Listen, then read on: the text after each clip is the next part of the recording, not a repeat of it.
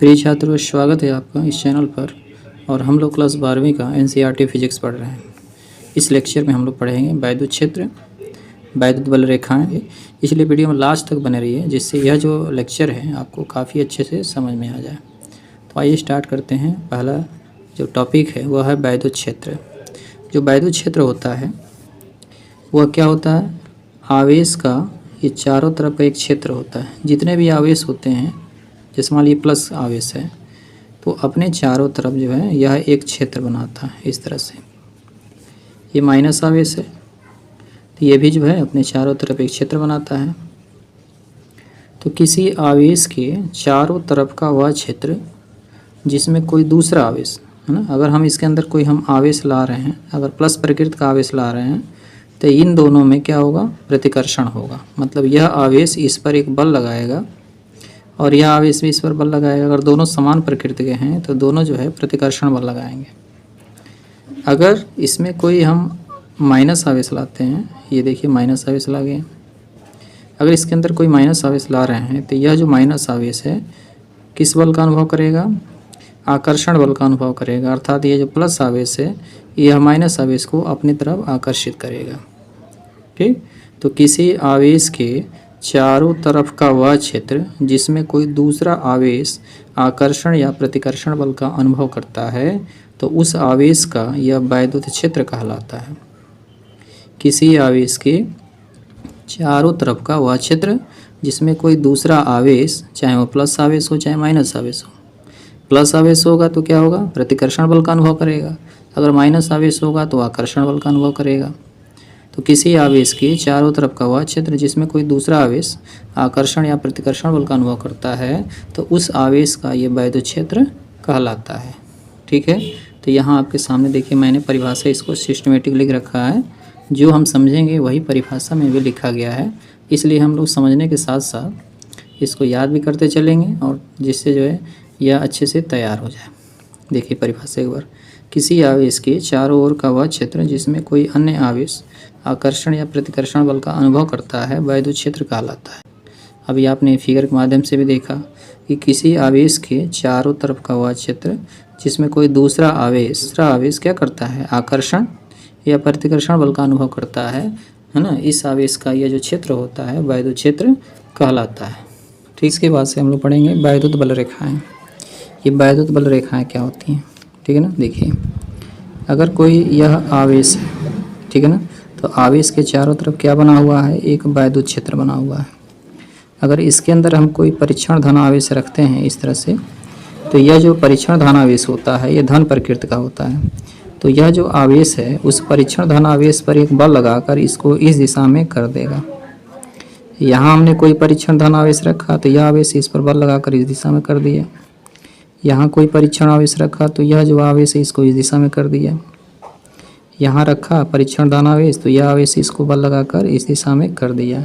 मतलब आवेश जो है परीक्षण धन आवेश इस दिशा में गति करने लगता है। तो जिस दिशा में गति करेगा वही होता है वैद्युत बल रेखाएं। ठीक, तो वैद्युत क्षेत्र में खींची गई वे काल्पनिक एवं निष्कोण वक्र रेखाएं जिन पर कोई स्वतंत्र परीक्षण धन आवेश जो है गति करता है, तो वे जो रेखाएं होती हैं वैद्युत बल रेखाएं या वैद्युत क्षेत्र रेखाएं कहलाती हैं। वैद्युत क्षेत्र में खींची गई वे काल्पनिक एवं निष्कोण वक्र रेखाएं, ये निष्कोण वक्र रेखाएं हैं, कोई कोण नहीं बनाती हैं और ये काल्पनिक है। काल्पनिक मतलब जिसको कल्पना किया गया है, जो वास्तव में है नहीं।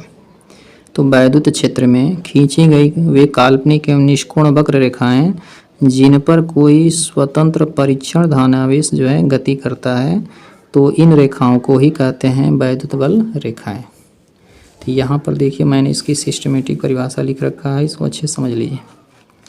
वैद्युत क्षेत्र में खींची गई वे काल्पनिक एवं निष्कोण वक्र रेखाएं जिन पर कोई स्वतंत्र धन परीक्षण आवेश गति करता है वैद्युत बल रेखाएं कहलाती हैं। जैसे ये परीक्षण धनावेश है, तो जैसे ही यहाँ रखेंगे तो यह धनावेश जो है इस पर बल लगाएगा, जिसको यहाँ इसको इस दिशा में कर देगा। यह धनावेश इस पर बल लगाकर इसको इस दिशा में करेगा। तो जिस दिशा में यह गति करते हुए जाएगा वो वैद्युत बल रेखाओं की दिशा हो जाएगी। ठीक है, जिस दिशा में यह जो परीक्षण धनावेश से गति करते हुए जाएगा तो वह कौन सी दिशा हो जाएगी? वैद्युत बल रेखाओं की दिशा हो जाएगी। तो वैद्युत क्षेत्र में खींची गई वे काल्पनिक निष्कोण वक्र रेखाएं जिन पर कोई स्वतंत्र धन परीक्षण आवेश गति करता है वैद्युत बल रेखाएं कहलाती हैं। ठीक है, अब जो है अगले टॉपिक हम लोग देखेंगे वैद्युत बल रेखाओं के गुणधर्म। तो जो वैद्युत बल रेखाएं ये बन रही हैं, आखिर इसके कौन कौन से गुणधर्म होते हैं, आइए देखते हैं। देखिए, पहला गुणधर्म ये है कि वैद्युत बल रेखाएं धन आवेश से प्रारंभ होकर ऋण आवेश पर समाप्त होती हैं। वैद्युत बल रेखाएं धन आवेश से प्रारंभ होती हैं और ऋण आवेश पर समाप्त होती हैं। यहाँ देखिए फिगर के माध्यम से, यहाँ पर एक धन आवेश बनाया गया है और यहाँ पर एक ऋण आवेश बनाया गया है, और यहाँ पर एक धन आवेश और एक ऋण आवेश जो है दोनों पास पास बनाए गए हैं। तो जब वैद्युत बल रेखाएं जो हैं धन आवेश से निकलती हैं, तो जब निकल रही हैं तो तीर बाहर की तरफ होगा, है ना। किसी धन आवेश से वैद्युत बल रेखाएं बाहर की तरफ निकलती हैं, और ऋण जो आवेश होता है ना, वहाँ पर वैद्युत बल रेखाएं आकर मिलती हैं। धन आवेश से निकलती हैं और ऋण आवेश पर आकर मिलती हैं। यहाँ देखिए इस फिगर में धन आवेश से वैद्युत बल रेखाएं निकल कर जो है ऋण आवेश पर जाकर मिल रही हैं, यहीं पर जाकर ख़त्म होती हैं। तो वैद्युत बल रेखाएं धन आवेश से प्रारंभ होकर ऋण आवेश पर समाप्त होती हैं, है ना। ये धन आवेश है तो यहाँ से बल रेखाएं बाहर निकलेंगी तो तीर बाहर की तरफ होगा, और यहाँ जो तीर है माइनस आवेश है, तो यहाँ से जो बल रेखाएं हैं इस पर आकर मिल रही हैं, तो जब आकर मिलेंगी तो तीर अंतर की तरफ होगा। और यहाँ पर आप देख सकते हैं ना कि ये प्लस आवेश है और ये माइनस आवेश है, तो यहाँ से प्लस से आवेश प्लस से जो बल रेखाएं निकल कर माइनस की तरफ जा रही हैं। तो वैद्युत बल रेखाएं धन आवेश से प्रारंभ होकर ऋण आवेश पर समाप्त होती हैं। ठीक है, दूसरा देखिए, वैद्युत बल रेखाएं खुला वक्र बनाती हैं। जैसे ये देख लीजिए, ये कोई बंद वक्र नहीं बना रही हैं, ये खुला वक्र बनाती हैं, है ना। ये जो बल रेखाएं होती हैं सीधे जाकर जो है ना डॉटेड पॉइंट्स में जाकर जो है माइनस पर मिलती हैं। जो वैद्युत बल रेखाएं होती हैं ये बंद वक्र नहीं बनाती हैं, मतलब क्लोज जो कर्व नहीं बनाती हैं ना, ये खुला कर्व बनाती हैं। देखिए यहाँ जो है खुला हुआ भाग है। तो वैद्युत बल रेखाएं खुला वक्र बनाती हैं, ये कोई बंद वक्र नहीं बनाती हैं। ठीक है, इसके बाद से तीसरा है वैद्युत बल रेखा के किसी बिंदु पर खींची गई स्पर्श रेखा उस बिंदु पर, ठीक है, वैद्युत बल रेखा के किसी बिंदु पर खींची गई स्पर्श रेखा उस बिंदु पर वैद्युत क्षेत्र की दिशा को प्रदर्शित करती है। देखिए, वैद्युत बल रेखा के किसी बिंदु पर खींची गई स्पर्श रेखा उस बिंदु पर परिणामी वैद्युत क्षेत्र की दिशा को प्रदर्शित करती है। तो देखिए, ये हमने कोई वैद्युत बल रेखा खींच दी है, तो इस बिंदु पर अगर हम कोई स्पर्श रेखा खींच देते हैं, ठीक है, तो वह जो स्पर्श रेखा होती है वह क्या बताती है, परिणामी वैद्युत क्षेत्र की दिशा को बताती है ना। यहाँ पर हमने एक वैद्युत बल रेखा खींचा, तो इस वैद्युत बल रेखा के एक बिंदु पर अगर हम कोई स्पर्श रेखा खींच देते हैं, तो ये जो स्पर्श रेखा होती है परिणामी वैद्युत क्षेत्र की दिशा को प्रदर्शित करती है। तो वही चीज़ यहाँ लिखा गया है, वैद्युत बल रेखा के किसी बिंदु पर खींची गई स्पर्श रेखा उस बिंदु पर परिणामी वैद्युत क्षेत्र की दिशा को प्रदर्शित करती है। तो यहाँ पर एक वैद्युत बल रेखा बनाया गया है, तो इस बिंदु पर एक स्पर्श रेखा खींची गई है, इस बिंदु पर भी एक स्पर्श रेखा खींची गई है। तो ये जो स्पर्श रेखा होती है इस बिंदु पर वैद्युत क्षेत्र की दिशा को प्रदर्शित करती है। ठीक, इसके बाद से अगला देखते हैं। चौथा है, दो वैद्युत बल रेखाएं एक दूसरे को कभी नहीं काटती हैं, क्योंकि यदि वे काटती हैं तो उनके कटान बिंदु पर दो स्पर्श रेखाएं खींची जाएंगी जो वैद्युत क्षेत्र की दो दिशाएं प्रदर्शित करेंगी, जो संभव नहीं है। देखिए क्या लिखा गया है कि दो वैद्युत बल रेखाएं एक दूसरे को कभी नहीं काटती हैं, क्योंकि यदि वे काटती हैं तो उनके कटान बिंदु पर दो स्पर्श रेखाएं खींची जाएगी जो वैद्युत क्षेत्र की दो दिशाओं को प्रदर्शित करेंगी, जो संभव नहीं है। इसको यहाँ देख लीजिए, यहाँ पर फिगर के माध्यम से एक बार समझ लीजिए। देखिए, ये वैद्युत बल रेखा है और ये भी एक वैद्युत बल रेखा है, ये एक वैद्युत बल रेखा हुआ है और ये एक वैद्युत बल रेखा हो गई, है ना। दोनों यहाँ पर काट रही हैं, तो इस बिंदु पर इस रेखा के साथ एक स्पर्श रेखा ऐसे खींच दिया जाए तो ये E1 होगा, और इसी बिंदु पर एक स्पर्श रेखा जो है ऐसे खींच दिया जाए तो ये E2 हो जाएगा। तो दो स्पर्श रेखाएं अगर काटती हैं, ठीक है, दो वैद्युत क्षेत्र रेखाएं अगर काटती हैं तो एक ही बिंदु पर दो स्पर्श रेखाएं खींची जा सकती हैं जो दो वैद्युत क्षेत्र की दिशा को प्रदर्शित करती हैं। है ना, दो वैद्युत बल रेखाएं एक दूसरे को कभी नहीं काटती हैं, लेकिन अगर काटती हैं तो उस बिंदु पर दो स्पर्श रेखाएं खींची जाएंगी जो वैद्युत क्षेत्र की दो दिशाओं को प्रदर्शित करेंगी, जो संभव नहीं है। एक बिंदु पर दो वैद्युत क्षेत्र की दिशा नहीं हो सकती है।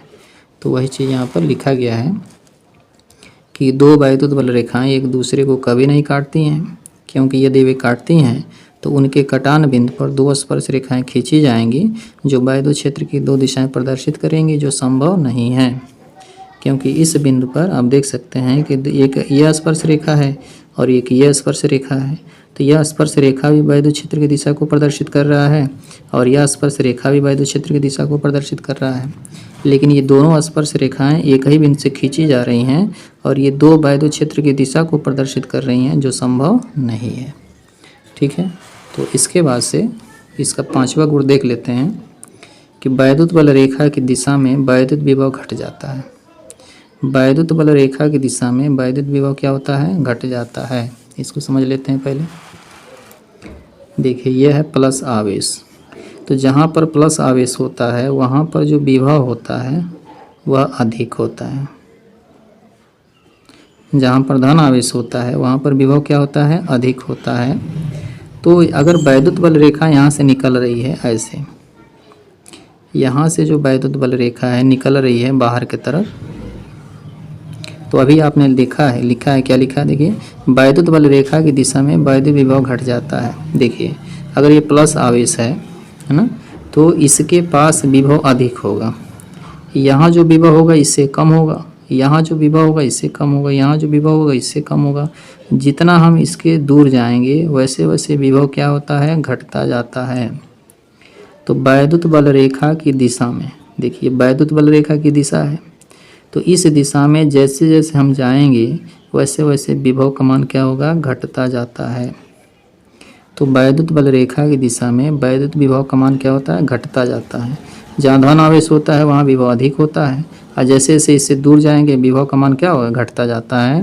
तो हम कह सकते हैं कि वैद्युत बल रेखा की दिशा में वैद्युत विभव का मान क्या होता है? घट जाता है। और लास्ट जो है इसका जो है गुण है छठवां, इसको भी अच्छे से समझ लेते हैं। वैद्युत बल रेखाएं समविभव पृष्ठ तथा चालक की सतह के सदैव लंबवत होती हैं। वैद्युत बल रेखाएं समविभव पृष्ठ तथा चालक की सतह के सदैव लंबवत होती हैं। इसका मतलब क्या है? देखिए, ये प्लस आवेश है तो इसके चारों तरफ क्या बना हुआ है? वैद्युत क्षेत्र। इसमें अगर हम वैद्युत बल रेखाएं खींच देते हैं इस तरह से, तो ये जो वैद्युत बल रेखाएं होती हैं, है ना, अगर समान दूरी पर अगर हम कोई पृष्ठ खींचें, इस तरह से समान दूरी पर अगर हम कोई पृष्ठ खींचें तो इन पृष्ठ के सभी बिंदुओं पर विभव का मान क्या होता है? समान होता है। विभव का मान समान होगा, हर बिंदु पर विभव का मान समान होगा। तो इस पृष्ठ के, है ना, ये जो वैद्युत बल रेखाएं होती हैं हमेशा क्या होती है? लंबवत होती हैं, है ना। ये जो गोलाकार पृष्ठ बना हुआ है तो इसके पृष्ठ पर जो वैद्युत बल रेखाएं बाहर निकल रही हैं वह उस पृष्ठ के क्या होती हैं? लंबवत होती हैं, अर्थात 90 अंश का कोण बनाती हैं। वैद्युत बल रेखाएं इस पृष्ठ के साथ 90 अंश का कोण बनाती हैं। वही चीज़ यहाँ लिखा गया है कि वैद्युत बल रेखाएं समविभव पृष्ठ तथा चालक की सतह के सदैव क्या होती हैं? लंबवत होती हैं। ठीक है, तो ये जो है वैद्युत बल रेखाओं के 6 गुण थे जो अच्छे से हम लोग समझ लिए हैं। तो एक बार जो है इन जो भी टॉपिक पढ़े हैं उसका एक बार स्क्रीनशॉट ले लीजिए और इसको अपनी कॉपी में लिखकर जो है इसे 2 से 3 बार दोहरा लीजिएगा, जिससे अच्छे से तैयार हो जाए। देखिए, तो एक बार स्क्रीनशॉट लेकर जो है इसको अपनी कॉपी में नोट कर लीजिएगा। अगर आप इस चैनल पर नए हैं तो चैनल को ज़रूर सब्सक्राइब कर लीजिएगा और भी तमाम इम्पोर्टेंट जो है वीडियो आपको मिलते रहेंगे।